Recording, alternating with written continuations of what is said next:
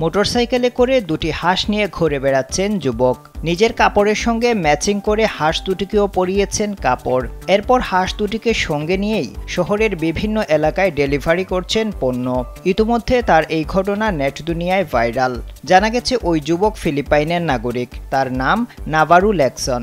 তিনি একজন delivery man.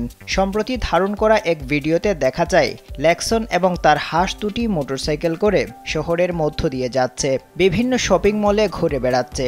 পাশাপাশি ল্যাকসন পণ্য ডেলিভারি করছেন। সাধারণ মানুষ পোষা হাঁস দুটি দেখে ভিড় করছেন, অনেকে আবার সেলফিও তুলছেন।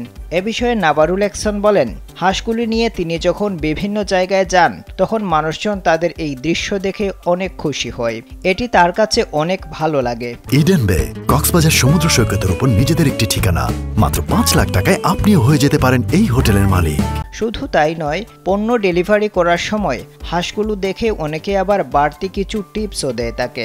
ল্যাকসন আরও জানিয়েছেন, তার একটি টিকটক অ্যাকাউন্ট আছে। এখানে তিনি নিয়মিত তার হাঁস দুটি নিয়ে ঘুরে বেড়ানোর ভিডিও আপলোড করেন।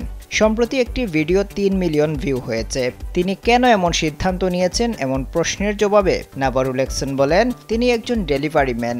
তিনি অন্য সবার চেয়ে আলাদা হতে এবং মানুষজনের দৃষ্টি আকর্ষণ করতে চেয়েছিলেন। এজন্য হাঁস দুটিকে প্রশিক্ষণ দেওয়া চ্যালেঞ্জ হওয়া সত্ত্বেও তিনি এমন সিদ্ধান্ত নিয়েছেন।